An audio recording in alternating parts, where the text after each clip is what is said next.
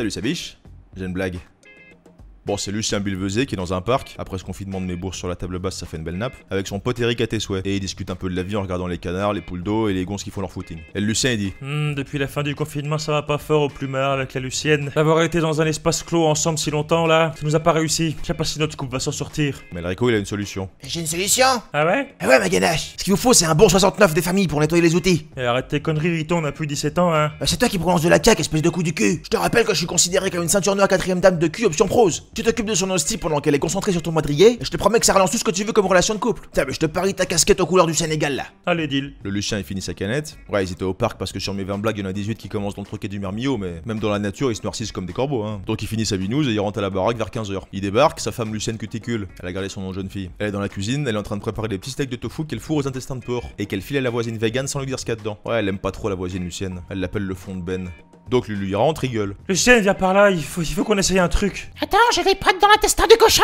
Ça attendra, monte avec moi. Pour relancer notre vie sexuelle et rallumer la flamme de notre couple, il faut absolument qu'on fasse un 69. Quoi, matin? Mais on a plus 17 ans. Je sais, mais c'est un grand maître de la lambruche qui me l'a dit. Il faut essayer. Ah bah ça, si c'est un lambruche master, forcément.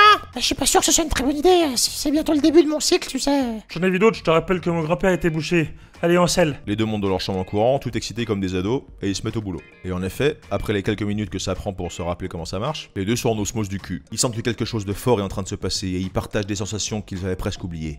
Mais au bout de 20 minutes de lustrage de chypriap et de collage de timbres à la cave, il y a quelqu'un à la porte d'entrée qui gueule. Lucien, c'est Michel. Je t'ai ramené ta caisse à outils. Nom de Dieu. Ouais, nickel, Michel, bah laisse ça devant la porte et fous le camp, je suis occupé. T'es sûr? Je t'ai aussi mis les 500 balles que je te devais dans une enveloppe. Et y a tes voisins qui me regardent bizarrement parce que je suis en train de gueuler sur une porte. Pas sûr que ce soit une bonne idée de laisser tout ça ici. Nom de Dieu, mais c'est une vraie pelle-à-brince, Michel. Ok, vieille anguille, j'arrive. Bouge pas, Lucienne, je reviens. Le Lucien il se lève, il se fout une serviette autour de la taille, il essaye de cacher un peu sa sarre surgescente, il descend en courant, il en trouve la porte et il parle au Michel. Salut, vieux vase plein de bouse, je suis occupé là. Pose-moi ça à l'intérieur et puis je t'appelle plus tard, d'accord? Ok, mon Lucien. En effet, t'es tout transpirant. On dirait Morandini à une fête de l'école. T'es sûr que ça va? Mais t'es blessé? T'as une trace de sang sur le nez là.